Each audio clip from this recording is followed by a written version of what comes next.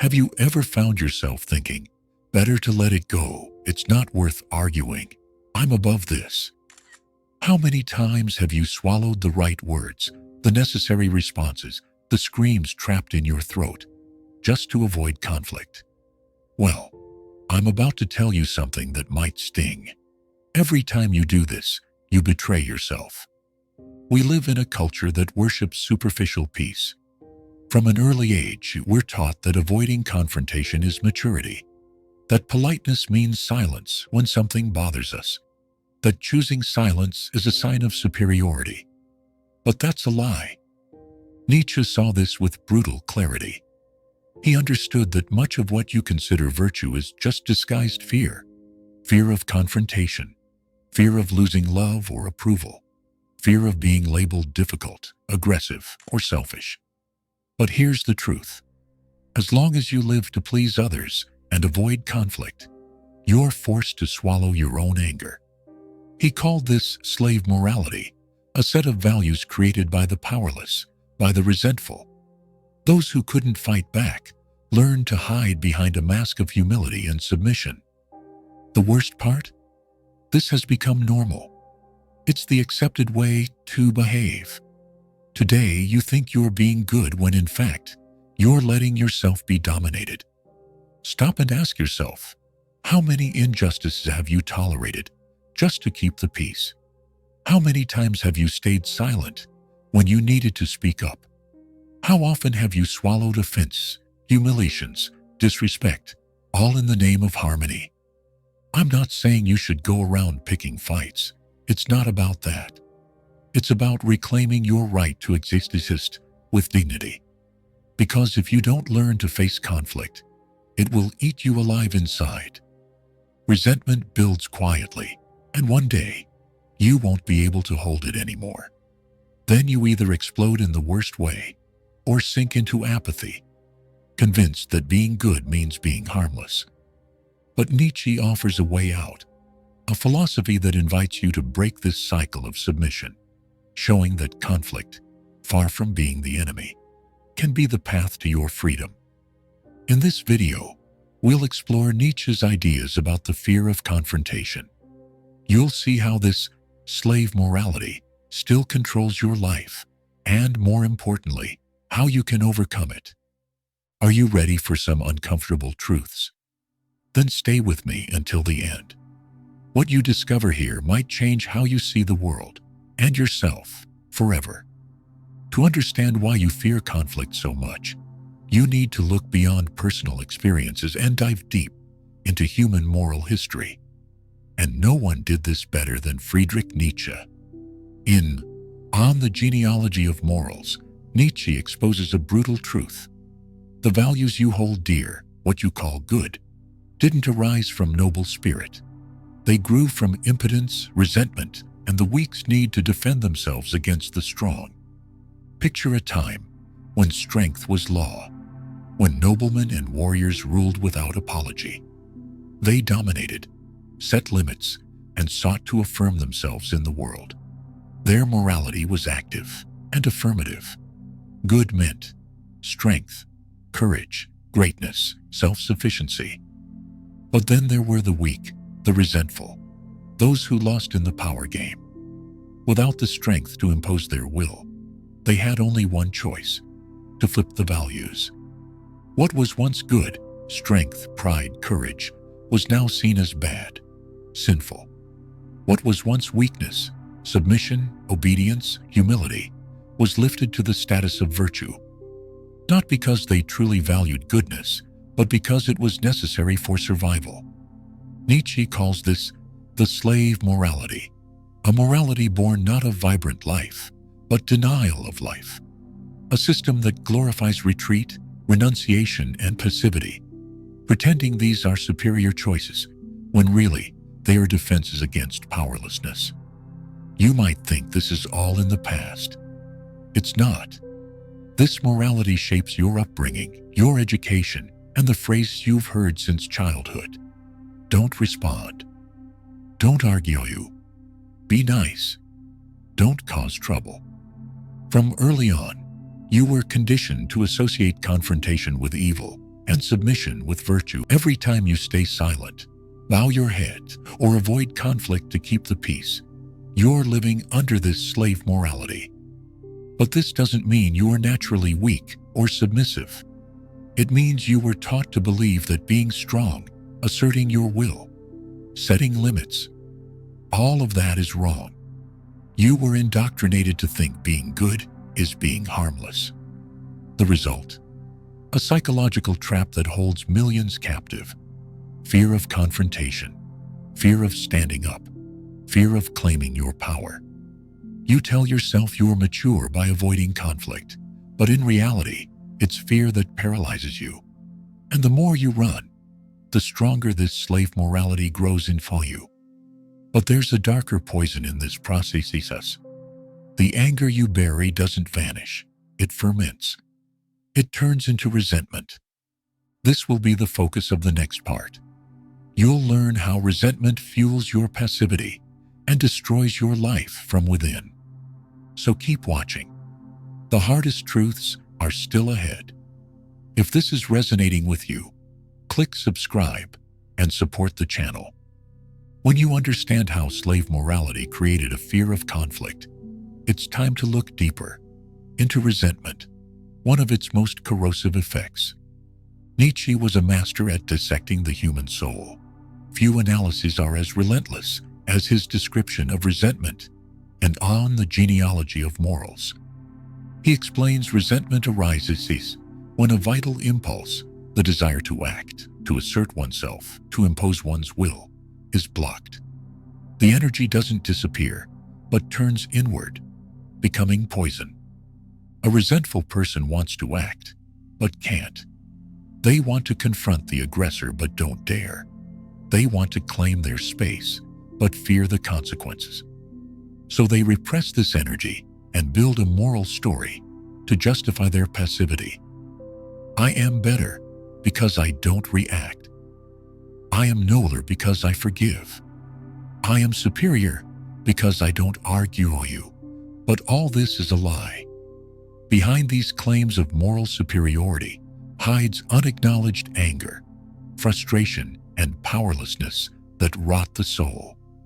You feel it even if you won't admit it, every time you stay silent after an offense and later replay what you should have said. That's resentment. Every time someone takes advantage of your goodwill and you don't stand up for yourself, you're building bitterness. Every time you pretend to be peaceful but secretly burn with frustration for not defending your boundaries, that's resentment. Nietzsche warns, the resentful are not just victims. They are accomplices in their own prison. By avoiding conflict when necessary, you feed this poison that will eventually destroy you. Resentment creates a vicious cycle. The more you run from confrontation, the more resentful you become.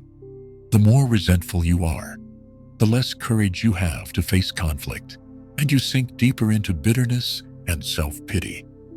Tragically, many get used to this and even define themselves by it. They become willing martyrs, proud of their supposed goodness, but trapped by their fear. But Nietzsche didn't believe this was your fate.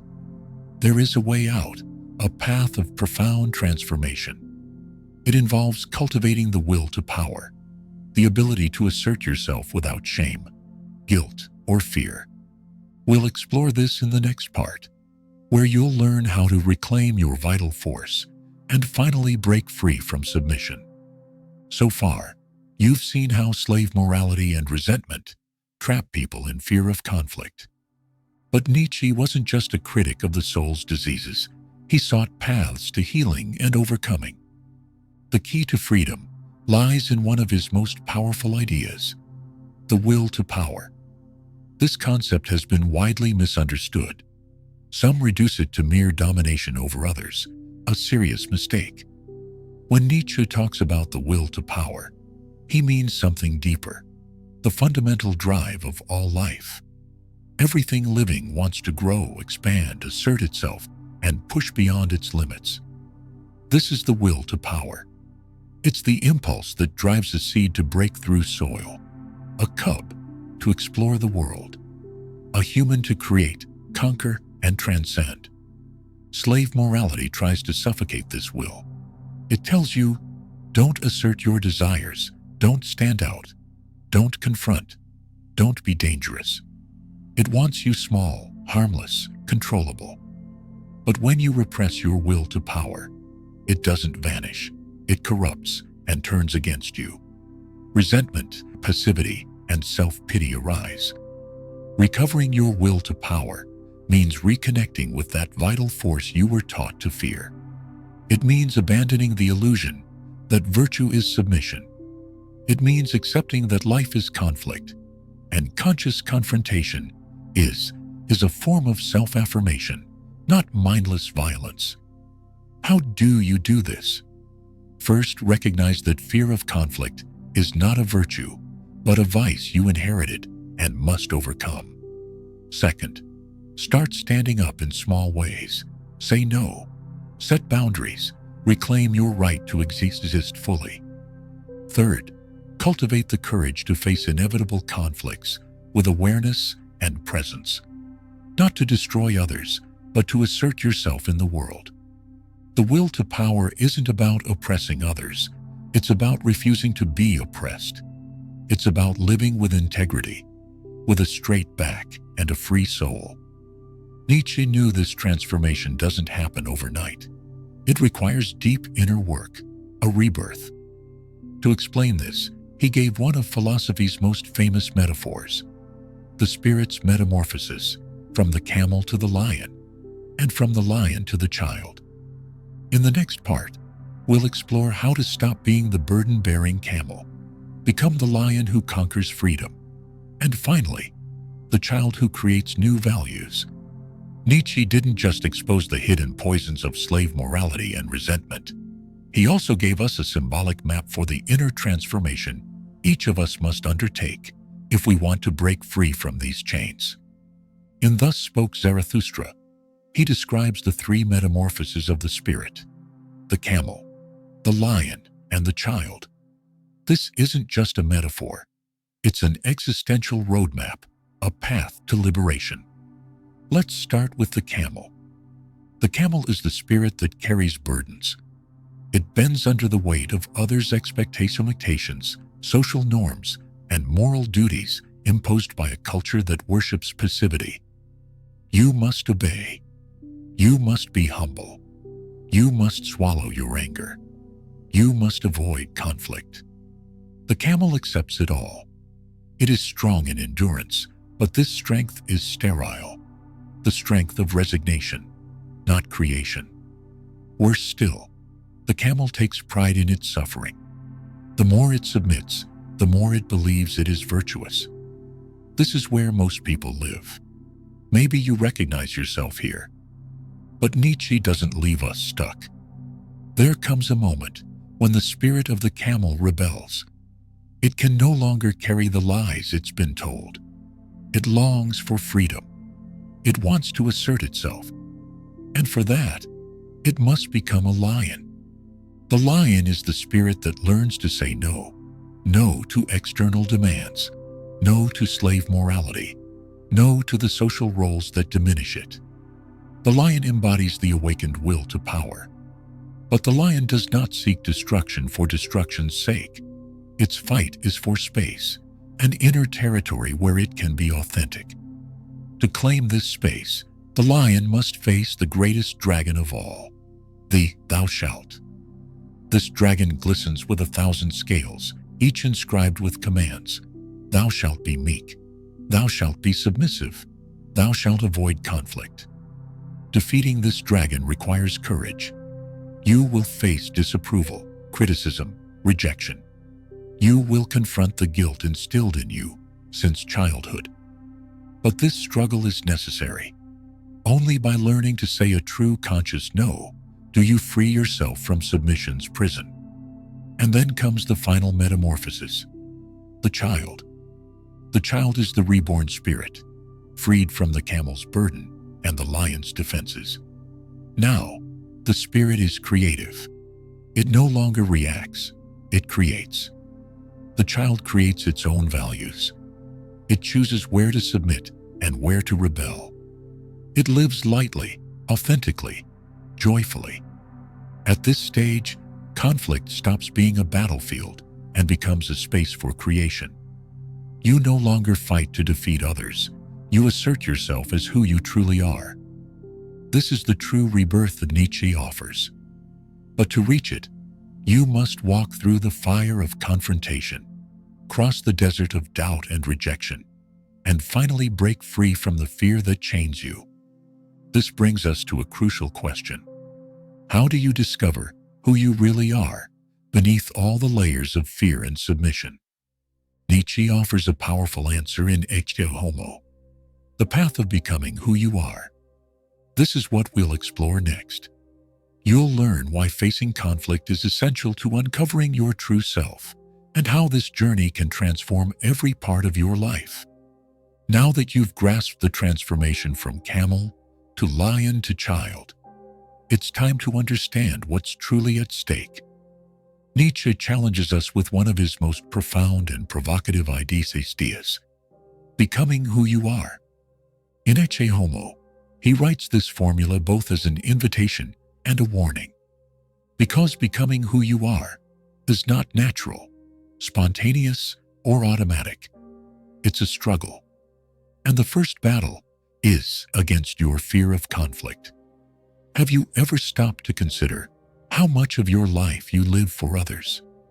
How often have you chosen the path that pleases your parents, partner, friends, or boss, even when it wasn't what you truly wanted? How many times have you swallowed your truth just to avoid discomfort? Nietzsche shows us this is the most insidious trap of existence. Most people never become who they really are. They spend their lives playing roles, wearing masks, adjusting to expectations, trying to be what they think they should be. But this false harmony comes at a brutal cost. Each time you suppress your true will, a part of you dies. Each time you avoid an important conflict, your identity dilutes. Each time you say yes, when you wanted to say no, you move further away from yourself. Nietzsche understood that fear of conflict is not just a behavior problem. It's an existential barrier. Conflict is where identity is forged. It's in clash with the world, with others, with ideas, that you discover what you truly value, believe, and desire. Without conflict, there is no self-knowledge. Without self-knowledge, there is no authenticity. Without authenticity, there is no full life, only an empty performance. Therefore, becoming who you are demands the courage to face necessary confrontation, saying no to others' expectations, saying no to imposed roles, saying no to your own urge to adapt for acceptance. But there's more. Nietzsche reminds us, this path is deeply personal. There is no ready-made model for who you must be, no universal morality you must follow. You must create your own path, your own values, your own way of living. And that is terrifying. Without the herd's rules, you are alone. At first, you lose applause and the illusion of safety. But in return, you gain something infinitely more precious, the chance to live with integrity. Every conflict faced with awareness is a step on this path. Every boundary clearly drawn is an act of affirmation. Every truth spoken, even trembling, even afraid, is a step toward yourself. Nietzsche doesn't promise comfort. He promises the chance to live as an authentic individual, and that is worth more than any social approval. But you must accept a hard fact. Silence in the face of injustice, abuse, and oppression is not virtue. It is complicity. And this is what we'll talk about in the final part. You'll see why the silence you might have mistaken for kindness actually fuels everything that oppresses you, and how to finally break this cycle. Now that you've made it this far, it's time to face a truth many avoid. Your silence has a cost, and it's not small. How many times have you told yourself that silence was the wisest choice? That fighting wasn't worth it? That nothing would change? that it's better to just let it go. How many humiliations, disrespect, and abuses, big and small, have you swallowed for the sake of so-called harmony? Here's the reality. Every time you stay silent in the face of injustice, you're not neutral. You reinforce the behavior that oppresses you. You teach the world that you accept being treated that way. You allow patterns of domination, abuse, and disrespect to persist in your life and in society. Nietzsche saw this clearly. He knew a morality born of fear doesn't bring peace. It destroys the spirit. When you stay silent to avoid conflict, you're not building a better life. You're burying your will in a tomb. And don't be fooled. The world notices. People can sense when you're afraid to stand up for yourself. Those with bad intentions exploit it. The silence you think protects you actually exposes you. Every unspoken boundary invites someone to cross it. Every unspoken truth lets lies take root. Nietzsche teaches us that authentic living requires courage. Courage isn't absence of fear. It's the willingness to act despite fear. Conflict, when necessary, is the ground where integrity stands. It's where you show the world you have backbone, values, and limits. So next time you feel the urge to stay silent, ask yourself, am I really being wise or just cowardly? This honest question can change your life. Remember, becoming who you are doesn't happen in quiet complacency. It happens in the brave affirmation of your existence, in necessary confrontation and inevitable conflict. You weren't made to be an eternal camel, burdened by others. Inside you lives the lion and the child. You have the strength to say no, and the creativity to build a life that's truly yours. But this requires action, and it starts now. If this video spoke to you, if any part resonated, comment below. I choose to no longer remain silent. Say it out loud. Writing it down is the first step to making it real. And don't stop here. The next video is just as important. It will help you deepen the transformation you've begun. See you there.